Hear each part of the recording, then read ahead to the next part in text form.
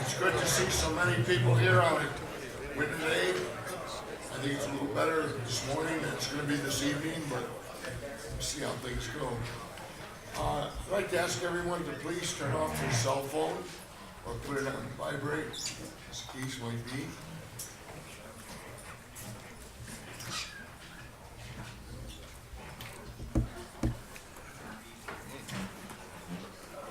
I think we changed the colors on some of this. We did.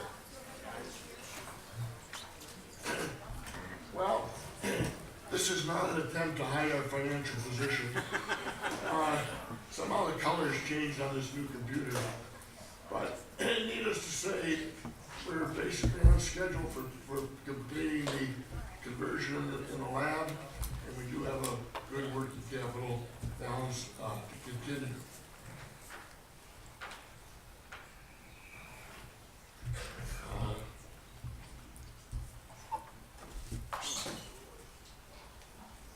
Frank, we're missing half the slides. They're there. Huh? That's your introduction, your first one, go down there. Okay. Go down, Go ahead. again. one more, that one, go ahead. Right there. Go to first, up, Back up, up, up, back up, up. up, there, There. that's it. That's it. Again, we're not really trying to hide anything, but, okay, essentially, the maintenance program is complete. We have a lot of 8.1 computers in there now that you can use. That's good. There you go. That's better. We have machines with Windows 7 on the left side of the room, Windows 8.1 on the right side of the room.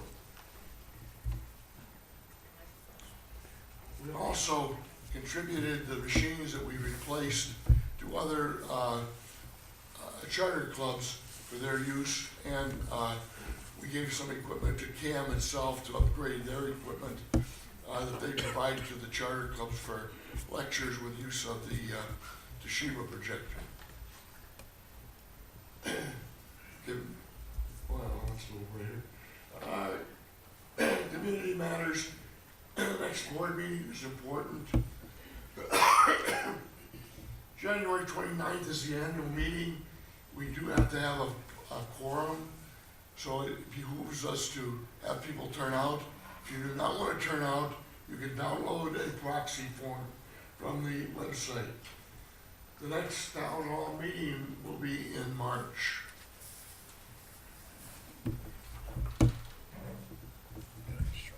Now, we got a number of instances, not a number, several, where people have tripped getting out of the desks in the computer room. No one has been hurt, fortunately, but we're concerned with this. So we moved the computers to the aisle side, which gives it a bigger blocking area to try to avoid this. We've also put signs up. When you're in the lab, please be very cognizant of this, and be very careful, because we really don't want to have anyone getting hurt in the lab. 8.1 is download is still a problem. Again, we're working on that.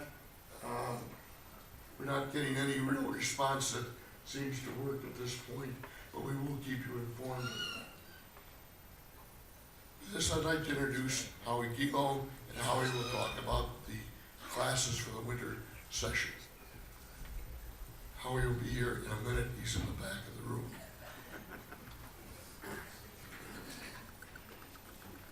Howie is running.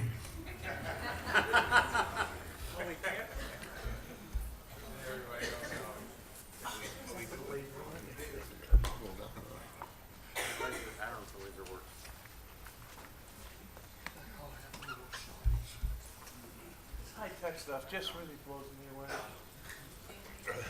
I don't need no laser, right? Before we go into the classes we're gonna be offering this winter quarter, I have to make a couple of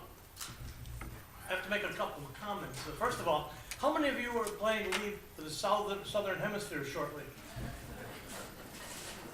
Well, you're the few that are left. Most everybody's gone already. And if you didn't get out by tomorrow, you probably won't make it at all, so, based on the weather forecast. It's been a little difficult getting, professors, teachers take time off too. And the winter quarter is the time when a lot of our teachers are gone. So we decided originally, maybe we shouldn't have any classes. And George said, no, we gotta have classes. Okay. So we're gonna have some classes anyway, all right? But anyway, it's a little bit different. And we'll go into them. I'll just give you brief explanations of what each class is all about, if it needs it. And the dates will be published. I had a little trouble putting them together with the things that are changing. And they will be verified on the website shortly. Right, George? All right. How many of you know what Dropbox is? Okay, the rest of you can attend this thing, all right? Dropbox is a free utility. It's kind of like it's a cloud application, and you can keep your critical files that you never want to lose or get at from different places. You can keep your stuff using Dropbox. There's a myriad of applications of Dropbox, and it was well attended the last quarter when we had the fall classes. So we're offering 2 different sessions for it. So when you see the list, there'll be session 1, and then there'll be another date for session 2, because you can only accommodate so many people in the classroom, okay? And if we don't need the second one, then make sure you come to the first one. Oh, you got that, okay. Home networking basics. How many of you have some kind of network at home? Okay, the rest of you can come to this one then. We're going to have a one-night session, class, lecture if you want, on explaining, the terminology for home networking gets to be a little bit different. If you're Comcast, if you're this, if you're wireless, if you got wireless printers and all kinds of other stuff, and you got tablets running around the house and that. So there's a lot of considerations with putting together a home network. It's not rocket scientist, but on the other hand, if you're not aware of it, you can't take advantage of some things when you go to build your home network. That's what this class will be all about. All right, in the past we've offered a class on Microsoft Word and Microsoft Excel. This quarter, this session, winter session, we're going to be offering the classes using the Open Office from Libra, which is the Microsoft Word lookalike or the Excel lookalike, and we'll be using Libra. Why are we doing that? Because it's one of your favorite words. It's free. Okay, and it's free. You just download it and use it. And so we're going to be using the Libra versions of Writer and Calc, so you can become familiar with them. The functionality transfers to Word and Excel. So if you're planning on using Libra or have it in the past, but didn't want to spend the money to, maybe I might look at Excel or I might not, Libra's the way to get involved in it, okay? Take a quick look at it. And this class will get you started, okay? These classes, by the way, are 3 sessions each. You can't learn about a word processor in one night or one day. The same thing with Excel, okay? So they are 3 sessions long when you sign up for those classes. But you'll have quite a beginning working knowledge of those products, okay? Intro to the computer using 3.1. This is our basic introduction to computers class. It's going to run for 3 sessions. It's going to cover everything. We're assuming you know what a mouse is. How many of you know what a mouse is? Not many. Oh, maybe we've overshot our mark. Okay. Basically, beyond that, okay, it'll get you started, and we will be using, like George was mentioning, we will be using Windows 8.1 because we have it now, and almost everybody who's going to get a PC in the near future is probably going to be with 8 or 8.1. So we'll be using 8.1 as our instrument in teaching for that, okay? Okay, I have to push the forward button, right? Down. The down button. That. Right. The other down button? Going down. Oh, no. No, I gotta go back up one. Don't count these at being the right order. Just read them. There it is, File Manager. Okay, there we go. File Manager is a class we've offered sometimes before. It takes place on 2 different days. Basically, it covers the tools you need to manage the files on your PC. If you're going to be doing backup or organizing photographs or any kind of stuff, you need to know how you move stuff around, how you find stuff, how you can take care of stuff. Just keep your closet organized, so to speak. So that's a two session. Cloud application, that's a new one, I think. Have we ever offered that one before? I don't think so. We've talked about it here at the monthly meeting. You know, the cloud application, or the concept of cloud, is been around for a year or two now, but a lot of people still don't understand what that really means. So if we're gonna have a one-class session, we're gonna give you some ideas of the power of what the cloud is, and chances are, most of you are probably already using one or more of the cloud apps that are available to most of us, okay? I mentioned before Dropbox, that's a cloud application. There's iCloud, there's all kinds of applications, and that's, this session, this class will tend to give you a better, fuller understanding of what the cloud applications can do for you and your PC at home. It is a big platform of what's coming in the future, okay? WordPad tutorial. Okay, WordPad, you don't even have to download WordPad. WordPad is a functional, bare bones essential word processor. And it comes with Windows. You don't even have to download it, okay? So we're gonna have a class on that for WordPad, just so it has you wanna just type simple letters and that's what WordPad's all about, okay? So that's what we're gonna offer that one. Kindle, okay, here we go into some different things. This is the first time we're gonna offer one session, one night, one day, on the Kindle and Surface RT tablets. Tablets seem to be moving to the front of our concern. How many of you own tablets already? Okay, which one of you wants to teach this? What we're going to be doing is we've broken it apart in three basic categories. Can you all hear me? I keep wandering away from this thing.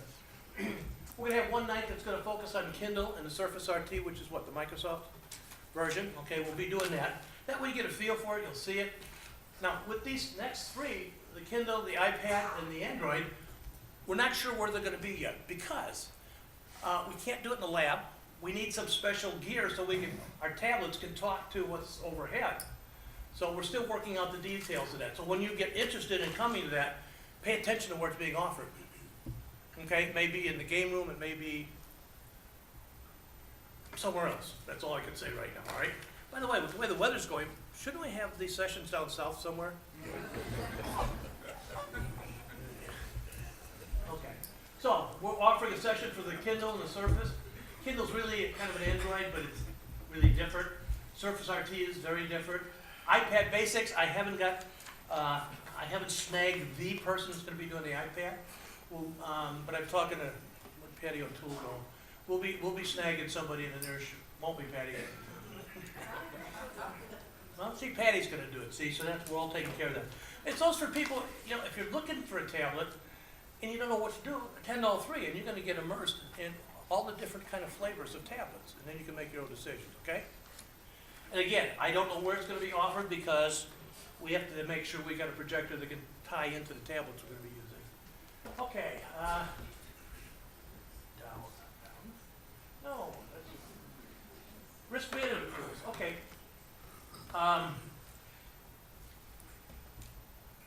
The last quarter, in the fall, we offered a thing called Cliff's Toolbox. What Cliff was presenting there was a collection of hammers and saws and pliers and Band-Aids that he had collected that he uses in the lab to maintain and take care of your PC. What we're doing here is we're going to focus a little bit more on stuff that you can manage, the malware, the viruses, and that. We're going to give you an overview of all the different tools that are available on managing. And why is it risk management? Because when you take care of those things against antiviruses and the Trojans and the spiders and all the other crawly things you can get on your PC, right? You are really managing or minimizing the risk on your PC. How many of you have ever gone down with a virus or a Trojan horse? You're all lying. Okay. I mean, you really need these tools to mitigate all those risks on your PC. That's what this class will be intended at. Now, the last one I've got here is making the transition from Windows 8 to 8.1. Now, how many are on 8 already? How many are on 8.1 already? You guys don't count. Okay. Well, over what George was talking about over the holidays, what we did is we took Those are all Windows 8, sorry, sir. Those are all Windows 8 machine on the side, and they took them right away to Windows 8.1. In getting them to 8.1, plus our other personal experiences, we've come across some interesting facts. So before the rest of you who have 8 or will be buying a machine with 8 on it, you may want to attend this to see what strange things can happen to you as you migrate from 8 to 8.1 and learn from, I won't call them our mistakes, our experience. How's that, okay? Because the date for that hasn't been determined because we just finished installing everything this last couple days. And I want to talk to all the people who were involved in that and put together a collection of what we learned. And then so we can present it to you sometime probably in February. We'll announce it on the website, okay? Or through an email, right? So that's it. I don't have anything else to say, George. Except, would you get a better thing here? I can't use this silly thing.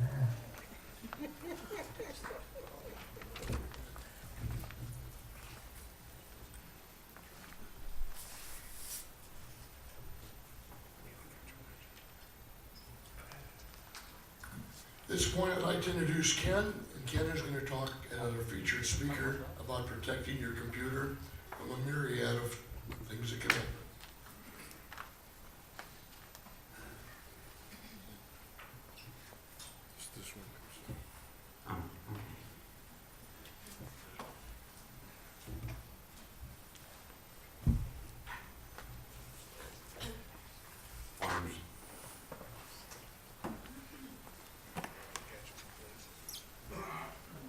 Good morning. Oh, boy, I didn't expect to see this many people here this morning. I expected to be very lightly attended because of the weather. Okay, protection. We have problems. There's always people trying to get into our computers and get into our information, so we're going to talk a little bit about that today. Let's see, which way am I going with this? No? Backwards. Okay. One more. Okay, today, I have a computer with a webcam set up over here, and this whole meeting is being streamed live over the internet. So you didn't have to come here. If you knew that, you could have stayed home and you could have watched it sitting in front of your fireplace with your tablet. But if there is something that you want to, after this meeting is over, this will be saved out on the internet, and there's a link that I have in the presentation.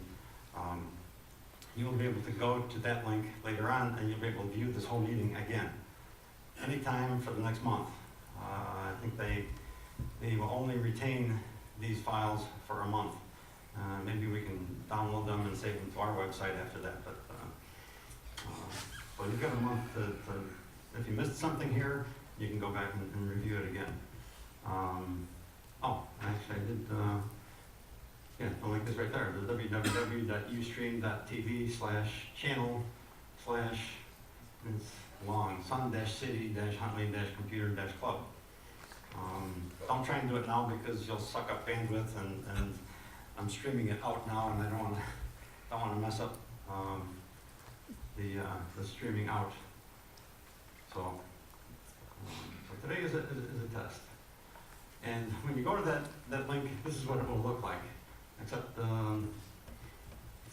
you'll be able to see the video in the big black box. I had some test videos out there. I deleted them before this morning, but there will be at least one video, and we can put more of them out there in the future. One idea I had for this is that on the right, people who visit this, if you log in, if you make an account with them and log in, you can make comments. This would be kind of cool. If we had somebody that was going to sit there and monitor that, we could have people sit at home and ask questions, and that person could have a microphone and they could ask the questions out here. So there's a lot of things we can do with this if we get people to help out. And also I did something where it got cut off on the bottom, but this will tie into Facebook. I put something on there and automatically posted it to my Facebook page. So people that see my Facebook page know that this is being streamed live. So, neat stuff. There's my Facebook.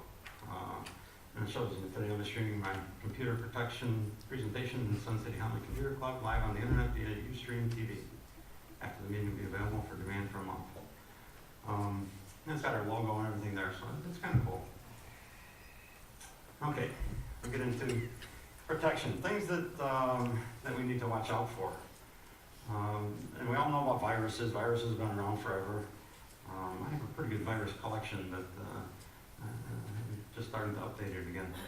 Viruses usually are contagious. They travel from computer to computer. One person gets infected on their computer, and then that talks to other computers and infects other computers. And so it is self-propagating. Malware, it's malicious software, that tends to come in via an email. You have an email attachment, or maybe an email link that you click on, takes you to an infected website, and you can infect your computer. Now that usually doesn't spread to other computers, it just infects your computer. We have phishing things that, it's emails that you get that are masquerading as your bank. You get an email that says, this is your bank and we've changed our procedures, our security processes, and we need you to log on. Here's the link, you can log on, and you need to re-enter all of your important information, your social security number and everything. And your credit card information, your passwords, and re-enter all that stuff for us.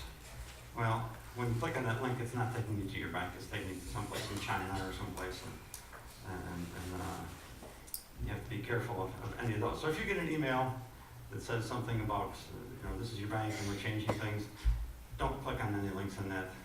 Go call your bank, go to the link that you normally use to connect to your bank and click on that, go to your bank, and then see if that really is true. Social engineering, that's obtaining confidential information by deception.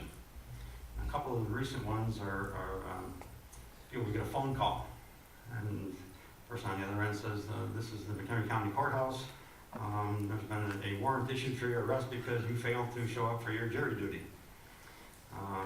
And the person's very, I didn't know about it. And so they say, well, yeah, you sound like you're an honest person. Give me your social security number and I can take care of that for you. I can remove that. Well, oh yeah, okay. No, don't give out your social security number when you get solicited like that. Microsoft too, there's been cases where people have gotten a phone call. And this is I'm from Microsoft, and your computer has sent us a message saying that it's got some problems, and for $59 I can take care of that and fix your problems for you. Just give me your credit card number. No. When you get solicitations like that, never give out any sensitive information. Social security number, credit card. Don't even give out your birth date, nothing. Just you have to verify who you're talking to. And if it's a call to you out of the blue, just don't do it. If you initiated the call to somebody that you know you're talking to, it's probably okay. So these are some of the things that we need to watch out for. Now this is something that I've talked about, I think last month, is the CryptoLocker, and some call it a virus, although it's just more malware, but it's pretty bad malware. I'll just review it quickly again. It's ransomware. What happens is it comes in as an email attachment, or you visit an infected website, and it installs software on your computer, which then connects to some random servers and asks for a key. It gets the server generates two keys, there's a public and a private key. It sends the public key to your computer, and then the software starts encrypting all of your files, all your pictures, all your documents, all your music, everything that is your stuff on your computer. I don't think it hurts any of the Windows files. So when it's done, they're all encrypted, and it puts up a screen. I think I have a screenshot of it later. That says the CryptoLocker virus, and pay us $300 in the next 72 hours, or we're going to destroy the other key that you need to unencrypt your files. And they say that if you don't pay up in that time, they'll destroy the key, so you will never be able to unencrypt your files. That's not entirely true. I found that you can, they just escalate the problem. I think it goes up to thousands of dollars then if you don't pay within 72 hours. you pay thousands of dollars, and then you can get the other key. For businesses, they usually end up paying up because they need their data. Businesses usually have their files backed up though, and that's one of the important things for you to do. Back up your files. If you ever get hit with this CryptoLocker, if you get your files backed up off the computer someplace, not just in another folder, but on a separate device that's not connected. Because this CryptoLocker, it will encrypt anything it can see. If it can see a network drive, it will encrypt it. If you can see your backup drive, it will encrypt it. So when you back up your stuff, keep it off your computer someplace. Yeah, and law enforcement has been, striving to defeat this, and so when they find one of these servers, they'll shut it down. But that just guarantees that your files are gone, because if your files have been encrypted and they shut down the server that's got the key that you need to unencrypt it, you're dead. So, yeah, they're trying to be helpful, but not so helpful.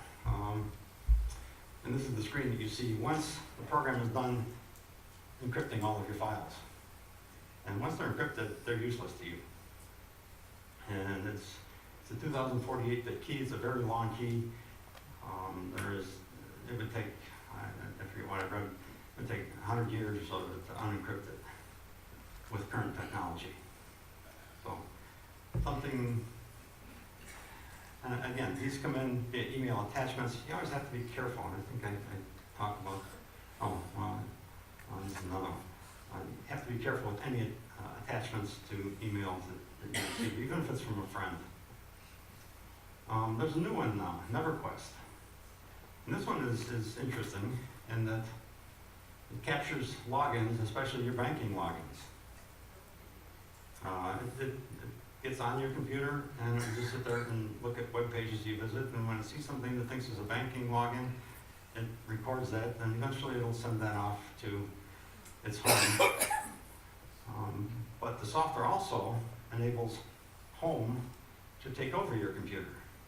And usually in banking, banks have gotten smarter that you log in and it knows, okay, yeah, you're at home and we've talked to you before, but if all of a sudden somebody tried to log in to your bank as you from China, your bank will say, you've never logged in from China before. We don't think that you have to prove that that's you logging in from China. So that's a safeguard that they've built in. So this software has gotten clever in that it can take over your computer, and China can connect to your computer, which can then log into your bank. And your bank says, oh, yeah, you're logging in from home, so it's in your secure area, so everything is good. And then they can access your accounts and transfer money and write checks, and do all kinds of things that you would not want them to do. They can also change your bank login password so you can't get in to fix anything, but they can empty your bank accounts. And the nastiest thing about this is this software is for sale and can be used by anyone. There's probably a lot of people in this room that would be capable of using that software. A lot of what they call script kiddies, it's like the high school kids and that can download and run scripts. They don't know a lot of technology, but they can run scripts. They can buy the software, they can run it, and they can be stealing money from people's accounts. It's called NeverQuest. It doesn't come up and say this is NeverQuest on the file that you would get in your attachment.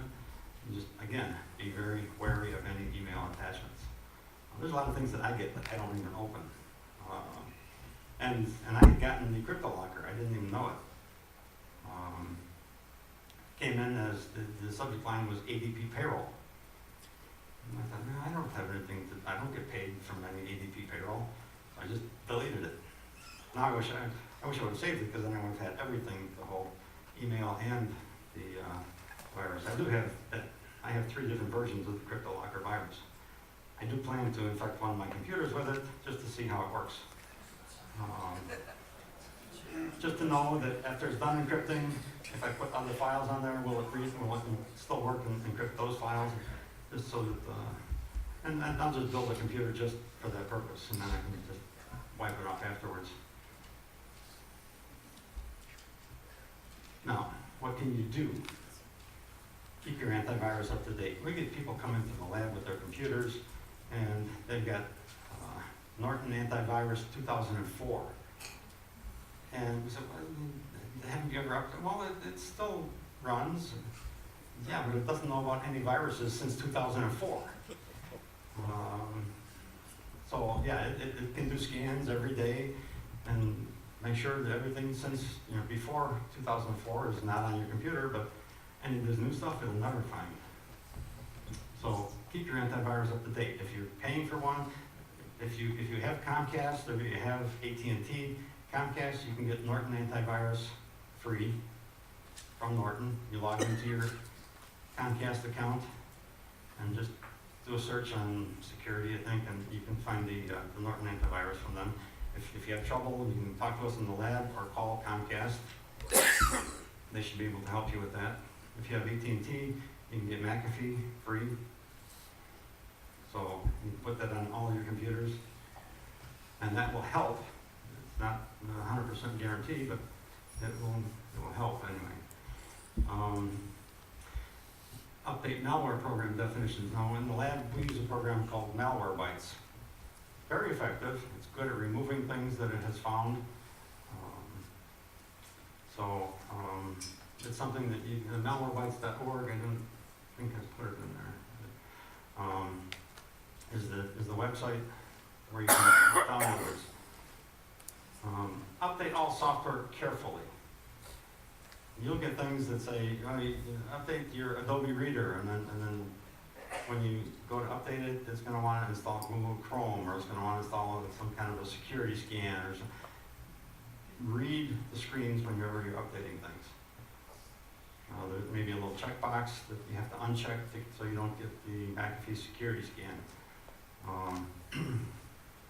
Pay attention to all those screens. I have a slide, something on another slide. Be cautious about opening email attachments, even if it's from someone you know. Someone's computer can get infected, and somebody you know, and they send you an email. Oh, well, that's from so and so. I know them. I can trust them. Not necessarily. They may not even know that email was sent. You get it. You open it. And now they were infected. Now you're infected. So you have to be very, very careful. Even email links. There are compromised websites out there that can infect your computer. How do you protect against that? You just have to use common sense. There's not much you can do if something's going to take you to a website that's infected. Again, keep all of your antivirus and everything up to date, and all of your software, your Adobe Reader, your Adobe Flash Player, Shockwave Flash, all those things that are used by your browser can be taken advantage of by a website. So visiting a website can open a PDF file, which if you have an old version of the Adobe Reader, it can be compromised and it can take over or install some malware on your computer. So try and keep everything up to date. Now here's something that I had gotten, and I don't remember what website I was visiting, but all of a sudden this popped up, and it was something that had some video on it. And it says, a Flash Player update is required to view this content. 100% free update, experience the web at its fullest. It's recommended download even. Oh, yeah, well, I better do that. No. Oftentimes if your browser is set up to display, if there's a status bar, and usually it's like down in the bottom corner of your browser window. If you hover over a link, it's something that you can click on, and oftentimes this whole thing is a hot link. Anywhere you click on here, even if they had a red X up in the corner there, sometimes it's not really the real red X that you expect. It's just another part of this whole big image, and you click on that, and it's going to do the same thing as that.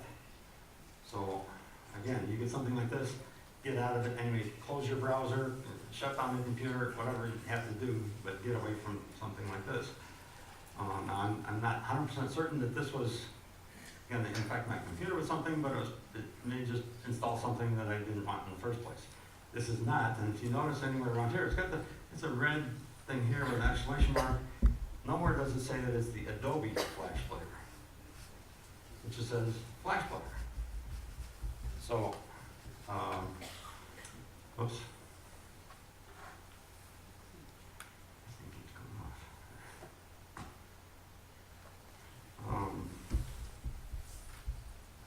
So yeah, so anywhere you click on here, you just even see details.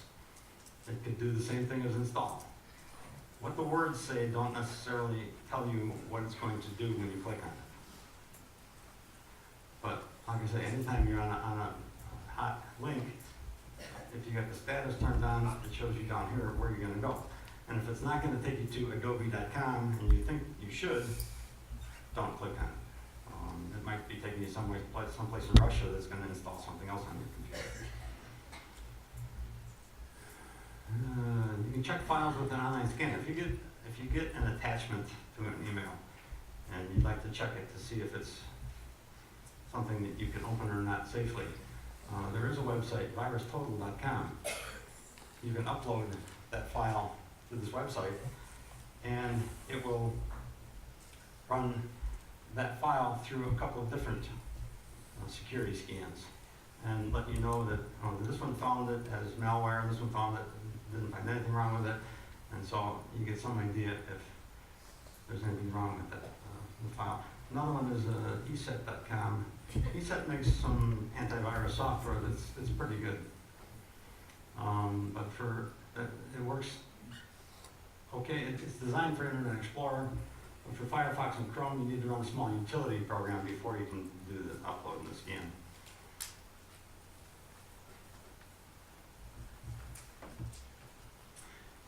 How many people read license agreements when you're installing software? Well, here's a reason to read it. Man finds $1,000 prize in EULA.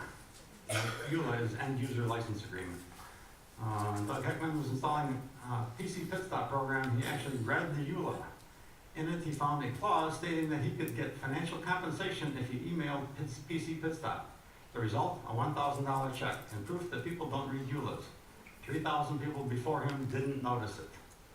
The goal of this was to prove that one should read all EULAs so that one can see if an app is spyware, if it's buried in the EULA. I never read them.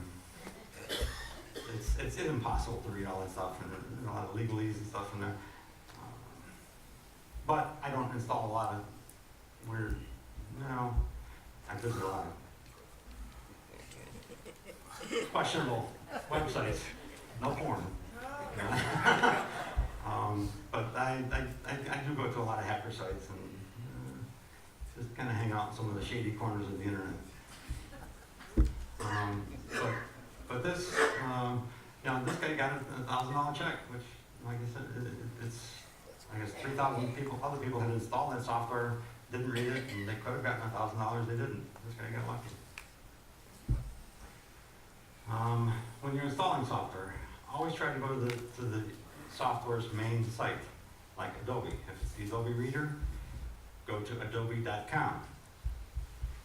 Now, you have to know what the main site is.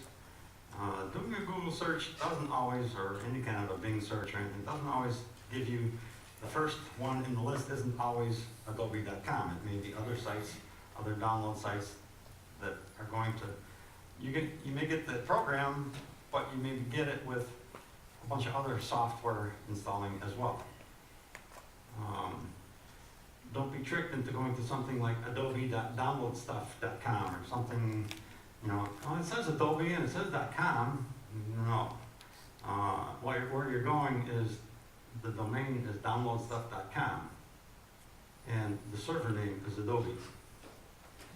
Now they can have a bunch of different server names going to one server, so they can have all these different company names going to one server, and they can be serving up all kinds of software that is laden with malware or just adware. Stuff that would be very annoying. Don't do the express install. That's the easy way around. You want to install something, oh yeah, express. It used to be that the express install just avoided things like, okay, where do you want to install the software, and do you want it on your desktop? Or now, when you don't do the express install, you can see the options like They're gonna step you through other software, like, do you wanna install this Real Player? And they don't always use the same words, like yes or no, accept or decline,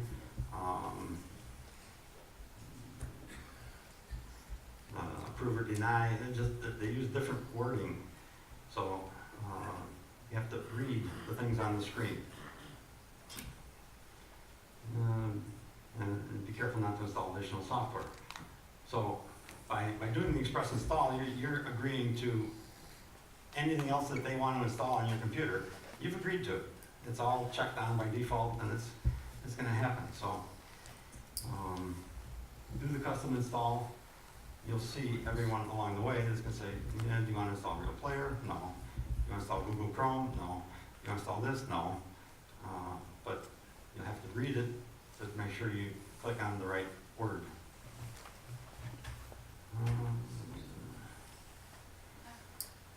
Passwords. My memory really sucks, Mildred, so I changed my password to incorrect. That way, when I log in with the wrong password, the computer will tell me your password is incorrect. Thank you, George, for that one. He sent that one to me. Yeah, this is not advisable.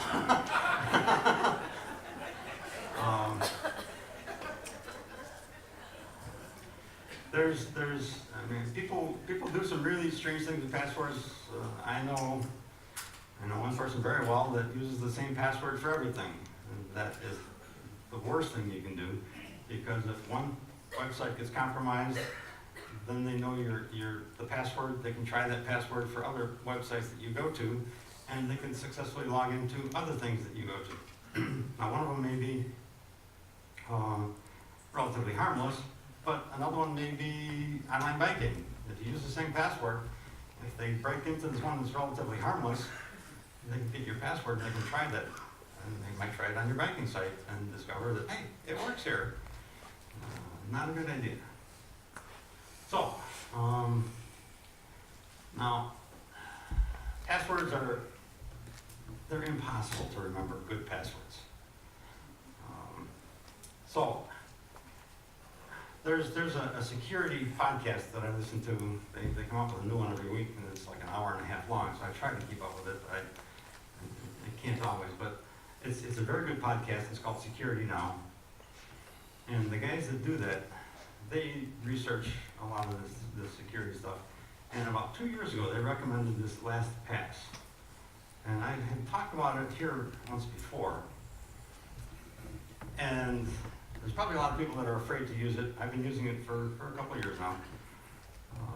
Because your passwords are stored in the cloud. Sounds very dangerous. Your passwords are encrypted on your computer, then they're sent to be stored at LastPass. You have one very secure master password that you have to remember to get into LastPass. Once you do, LastPass is logged in, and then when you go to the websites that you normally visit, LastPass will remember your password and automatically plug it in for you. And you can set LastPass so that it'll time out after 10 minutes, or when you close your browser, it'll log out, so that if you get up and walk away, LastPass will log out, and then somebody else that sits on your computer can't get into all of your stuff. So LastPass, I think I have more. Yeah, I have more slides on this. You can use a local if you don't feel comfortable putting out in the cloud. There's local password managers that you can put on a flash drive, or you can put it on your hard drive too. Then it's only stored locally. Now, if somebody hacks into your computer and they download that from you, well, then they've got all that too. But still, you have a master password that you have to remember to get into it. So it is somewhat secure. And I'll talk more about better security for LastPass. Don't put your password in your password hint. That's some of the things that I've seen in some of the sites that I go to. People, how when you create a password for someplace and ask you, okay, create a password hint. Well, if your password hint is my password is Chevy Malibu. So when you put in the incorrect password, it'll say, oh, here's your password hint. You got it wrong. Here's your hint. My password is Chevy. Oh, okay, Chevy. And you type in Chevy Malibu and you get in. Well, that password hint is stored in what they call in the clear.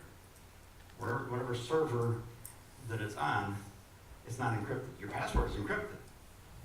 But that password hint is in plain text. Anybody that sees that server can read your password hint. So if you have your password in there, anybody that sees that server can see your password. The other thing that you don't want to do is something that, well, maybe your password is Chevy Malibu, and you make your password hint. Okay, I'm not going to put that in there.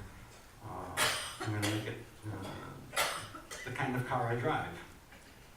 Well, I know you, and I know what kind of car you drive, and if I try to log in as you, and it comes up and says the kind of car I drive, well, I know she drives a Chevy Malibu, so I'll try that, and I get in.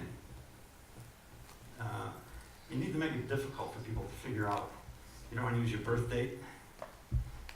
If you're on Facebook, Facebook tells everybody, hey, today's my birthday. So, okay, I got her birth date then. So, passwords, you have to be pretty clever with passwords. And I'll give you one hint for generating secure passwords. Use different passwords on every site that you go to. And people say, that's crazy. I can't do that. There's no way.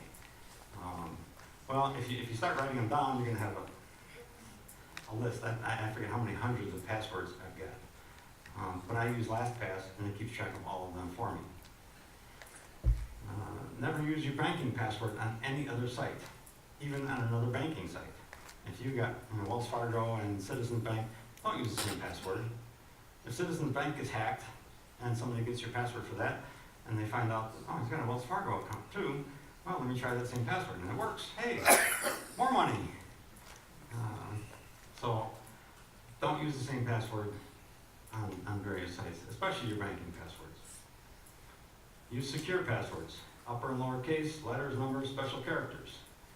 Now, that is pretty crazy looking, but if you create a phrase, like that is, this, today is the first day of the rest of your life. So it's the first letter of each word, along with a couple of extra characters stuck in there, and some upper and lower case. Okay, you have to remember the upper and lower case, and where the special characters go, but that's not that difficult. If you emphasize it in your mind, today is the first day, pause, okay, stick in a special of the, pause, and I can put another character, rest of your life. Okay, so if you get that set in your mind, how you emphasize the characters that are uppercase, you can create a password with a phrase like that. And that's not a dictionary word, it's not anything that anybody's going to think of. So, and that's it, don't use dictionary words. That's one of the first things hackers do. They have dictionaries on their computers that if they're trying to hack into an account, they'll just run a dictionary against it and try all the dictionary words. So, don't use anything that's in the dictionary. Now, this is called leet speak. Those aren't good passwords either, because hackers are the ones that created that, and they know that kind of stuff is in their dictionaries and in their hacking stuff as well. 1337 is a substitution. It's like L-E-E-T. That's what I call it, leet speak, or elite. And it would come out something like this. The word password would be P @ instead of the A, SS would be $, W0RD. I have seen people that use that. It's not a good idea. It's easily hacked.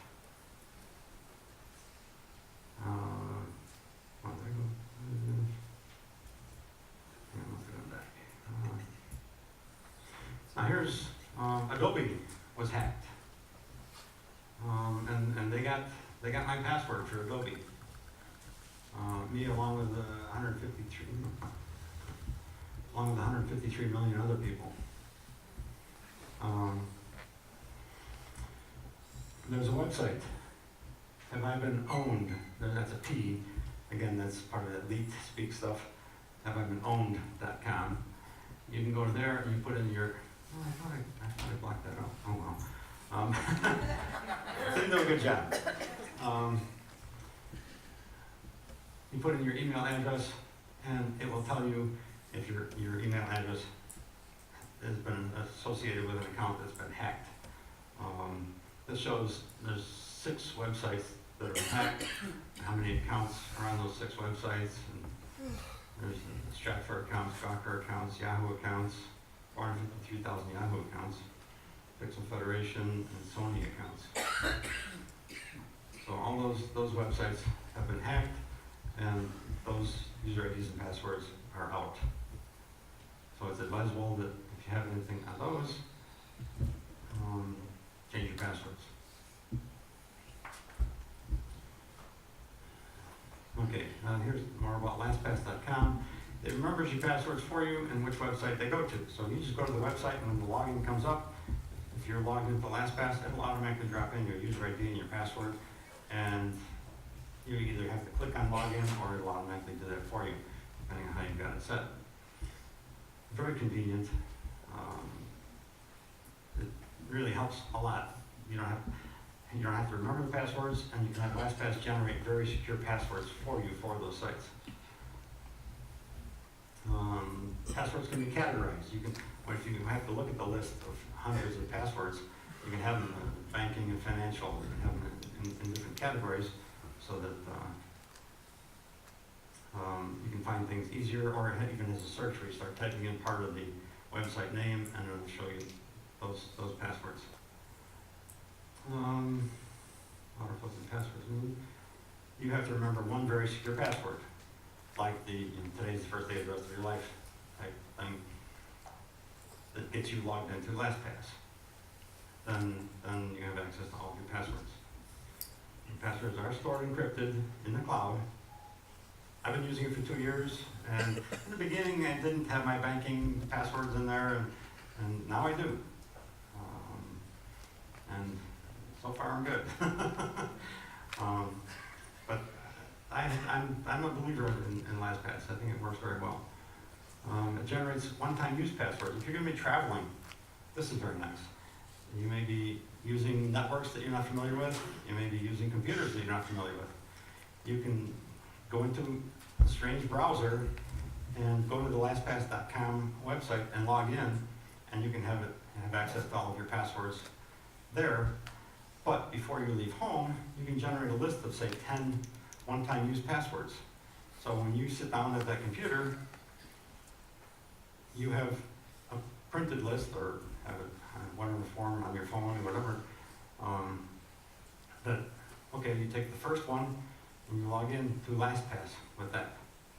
That lets you get into LastPass. Now, as soon as you're logged in, that password will not work again. So cross it off your list.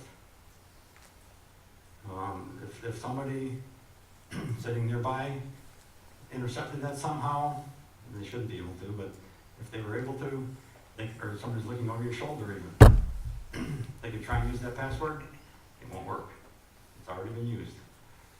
So the next time you sit down, you have to use the next one on the list, and the next one, and the next one. So LastPass will do that. It can automatically fill in forms. It stores your information. You can have your name, address, city, state, zip, phone number, birth date. You could put in your social security number, I don't. You can put in credit card information. You can put all kinds of things so that when you get to a web page that wants all that name and address information, you can just right click and then LastPass, fill in form, boom, it populates all those fields for you. It's very convenient. Again, you've got all your information stored out there in the cloud. It's very annoying. I don't know what I'm doing wrong with it. So, and you can have multiple profiles. Like I have a couple different ones if I want to fill it in as Ken Serwinski or Kenneth Serwinski. or if I want some have the phone number available or not available. So I can choose between different profiles whenever I'm filling in a form to say, I want it to be Ken Serwinski for this one. So you just click on that one and boom, it populates it with Ken Serwinski and whatever other information I filled in that particular profile. You can create secure notes, and you can store credit card information. Secure notes, you can record things like if you have a safe, you can record your safe combination. You can record the other secure information that you don't want to leave written down in a desk drawer or something. You can make a secure note entry in there and enter that information. You can store your credit card information so that when somebody asks for your credit card, they can automatically fill that in for you. I don't use that. I do have a PayPal account that I use for buying things online, and that has worked very well. I've been using that for many years. If you're not familiar with PayPal, you give PayPal, very reputable, they've been around for a long time, you give them your credit card information, and when you buy something, as long as they accept PayPal, you just you click on Pay with PayPal, and it links to PayPal, you log into PayPal and say, yes, I approve this payment. PayPal sends the money to the person that you're buying that from. I buy things on eBay, I buy things all over the place with that.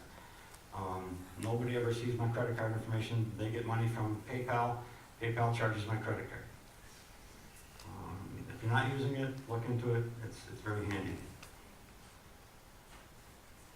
You can attach documents to secure notes.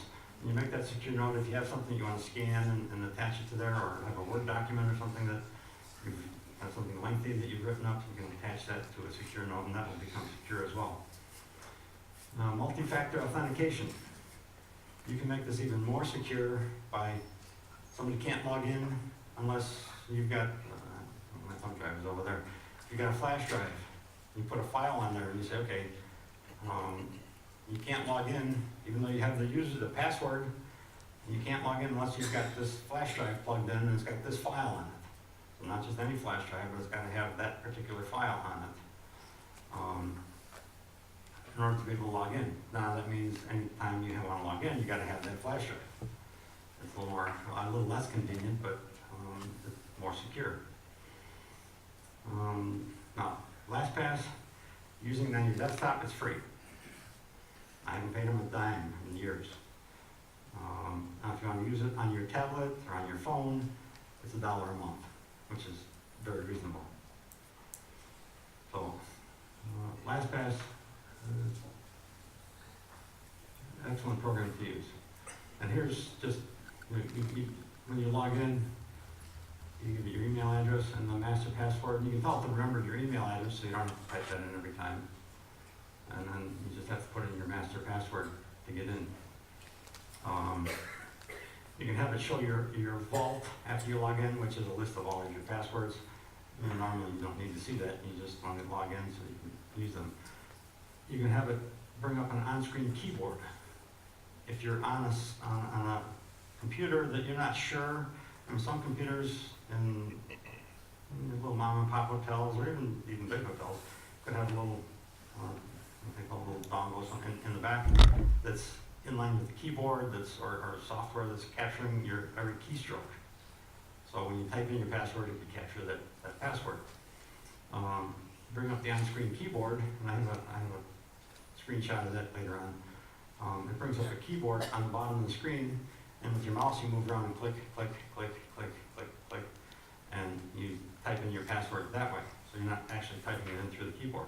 Now, it's possible that can be compromised too, but it's another step towards better security. Now, LastPass, you can have it generate secure passwords, and you can tell it how long you want the password to be. That's going to be 12 characters. A to Z, all the capital letters, lowercase letters, numbers. You can have it do special characters. Not all sites will take special characters in the password. So you can pick and choose what you want to be in the password. And then digit count. I haven't played with that, I don't know. Require every character type. And then this is the password that's generated. If you don't like that one, you click on generate again, it'll give you a different one. And when you get something you like, you say copy, and then it'll copy it. The clipboard, you can paste it into whatever website you're generating it for. And then LastPass will automatically, it'll give you a thing up across the top and say, do you want LastPass to remember this for you? And you can say yes. And then LastPass will associate that password with the website that you're at. And next time you go there, it'll just automatically fill it in for you. Here's where you can put in your personal information. You can give it a profile name.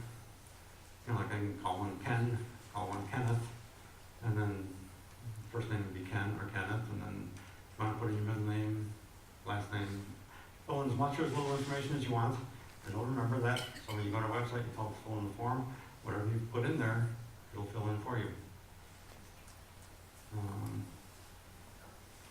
You can also have it require a password reprompt. Anytime you change anything, it would come up and ask you, okay, what's your master password? So again, somebody can't just sit down and change all that stuff on you if you're logged in already. They would have to put in the master password and get that checked on. Now here's an on-screen keyboard. That's something that's built into Windows. You can go to, I've got it up there. Use on-screen keyboard for typing passwords. You can find it under Windows XP, 7, Vista, Start, All Programs, Accessories, and then Ease of Access. Windows 8 is different. If you do Windows 8, you go up and just go up in the corner and the slider comes out and go down to search and then just type in on-screen keyboard and then just click on that and it'll bring up the on-screen keyboard. Now with your mouse, you just click, click, click, click, click, click, click, whatever your password is, and either hit enter or click enter and it will accept your whatever you've typed in. This is not an appropriate site for that, but you could sign in there with and then use that. KeePass. Another program that I was using before LastPass. Again, that's the one of them that's locally stored. Very good. It has a master password like the other, but your stuff is all stored locally. It's still encrypted on your computer or on your flash drive or wherever you tell it to put it. When this passwords can be categorized, so you can store them in banking. I have a screenshot here that just general passwords, Windows passwords, network passwords. You can store one that nobody ever remembers, and that's the password to your router. To get into the router and change the settings in there, you can store that in here, or LastPass as well. And the internet passwords, email, home banking. So you can put them in different groups so that if you're trying to find the password, you can look at the internet and then look through those. It's a nice program, and you can have multiple databases. It was handy, but if you start on a flash drive, you have to make sure you have that flash drive with you, or you don't have any of your passwords. And then what's that password? I don't know. I have to go find my flash drive. And if you lost the flash drive, it still has a master password though, so somebody would have to know that to get into all of your other passwords. It can also generate passwords. Again, uppercase, lowercase, digits, minus character, underline character, spaces. This has a few more options, brackets. Again, the length of the password, 30 characters, or you can just set it to whatever you want. Also include the following characters.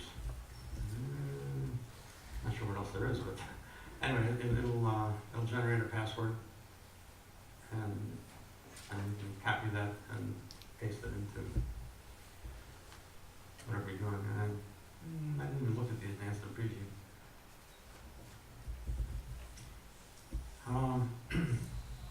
Okay, how many people here are still using Windows XP? Not too many.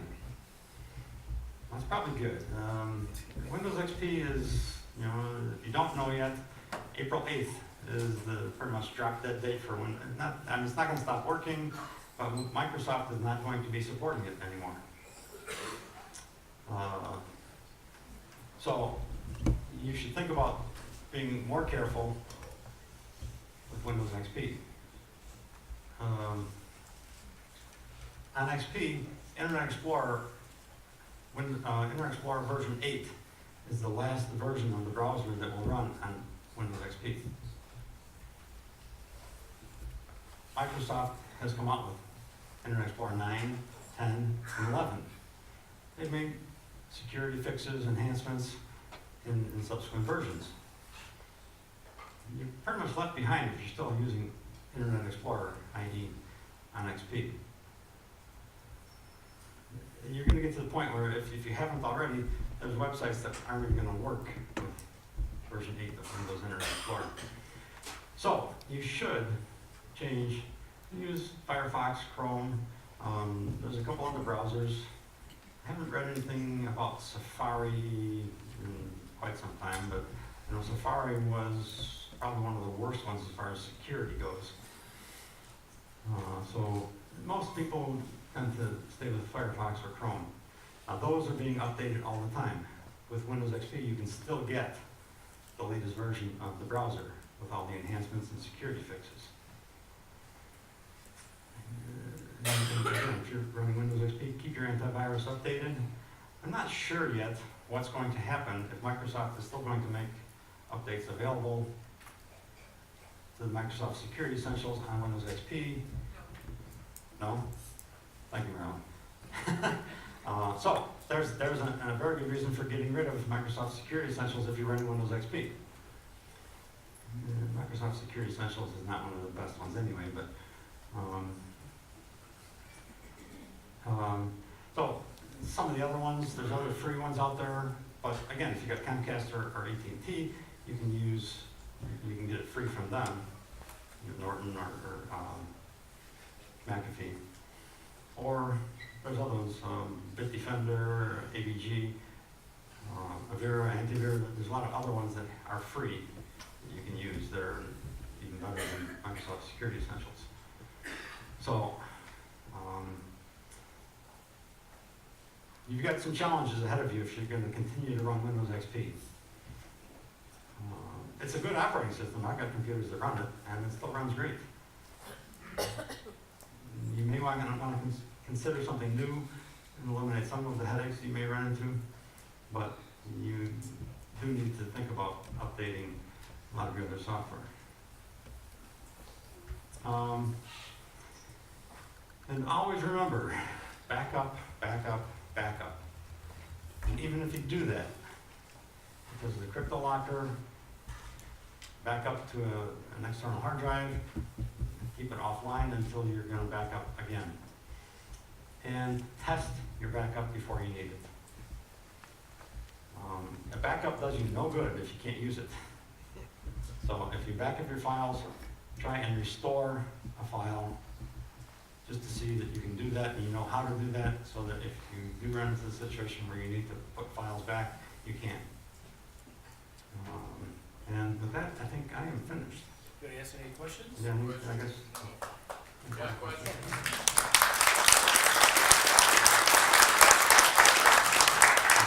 There's a lot more I could have covered, but there's a limitation on time. And the question I have deals with getting your updates. I've been very wary of it. But what I would like maybe for the computer group to do is provide us with the URL that we can key that in so we are at the correct site.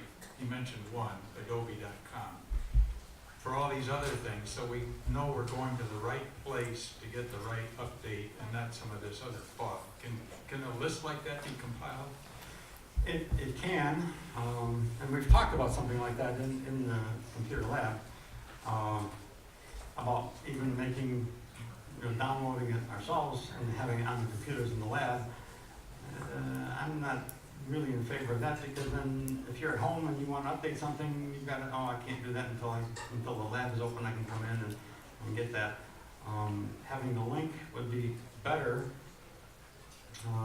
assuming that the links don't change and it would work for everybody.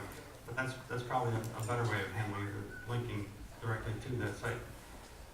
Because yeah, I've seen where people have done, they'll go into Google and they'll search for Adobe Reader, and Adobe.com is not the first one that comes up. There's 4 or 5 others that come up first. And if you go to one of those, you're going to get other adware, malware, garbage that you don't need. Toolbars. We see people come in here and they have half their screen as toolbars. Do you use these? No, I have no idea where those came from. No, I know how they got there, you just didn't pay attention. So when you're installing, always pay attention because you end up with getting toolbars too. So, I guess the microphone's over here. I have a question over here. If you do online shopping, and as an online shopping, you log in as a guest, are there any better protections than having the storage where it has know you're a frequent shopper in there? I always log in as a guest. Am I getting any extra protection as logging on as a guest because I have to put in all my information newly, all my credit card, my name, everything, every time I do it?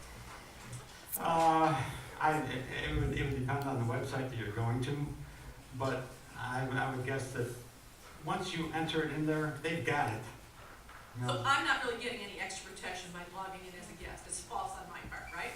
and again, it depends on the website, but many of them, even if you come back as a guest, they will remember something about you and maybe stored in a cookie on your computer, maybe stored at their end. So But you recommend that online locker one, whatever it was called, you recommend using that to LastPass. to fill in all that information? that's, like I said, I've been using it for a couple of years. But I would use it under those circumstances. Well, now, you can do the same thing with, PayPal has all of your information, Mhm. and as long as you use that PayPal account, it can fill in your address and everything, So using a PayPal account to say something by Coldwater Creek would be a reputable online dealer. Mm. Making my payment through PayPal is better than making it through my credit card that I'm holding in my hand. yes, Okay, thank you. because the more places you spread your credit card number around, the more vulnerable you are. Look at what happened with Target. People were compromising and just used it at Target. Whoa, Ken, yeah, but the online Target wasn't compromised. I didn't say that, but Target No, was but make sure compromised. everybody understands that, because the online Target was not compromised, Just a strip, huh? strip, the credit card strip. Right, just the strip, yeah. Okay, next question. Ken, is it correct that the LastPass operation is run by the students at Moscow University as a long-term project? Or, putting it more directly, who are the people behind LastPass, and what is their long-term plans? I have not investigated that, although the security podcast that I listen to, Leo Laporte and his name is escaping me now, the guy who wrote some software that we use in the lab.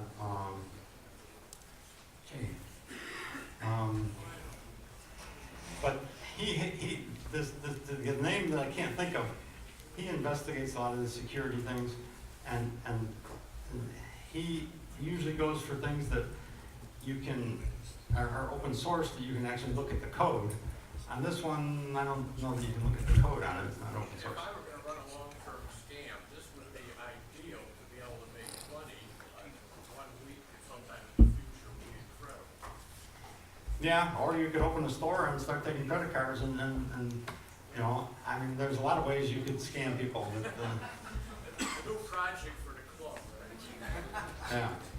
So yeah, I'm not sure who is behind, I haven't investigated LastPass, but, it was just Leo Laporte and, oh, jeez.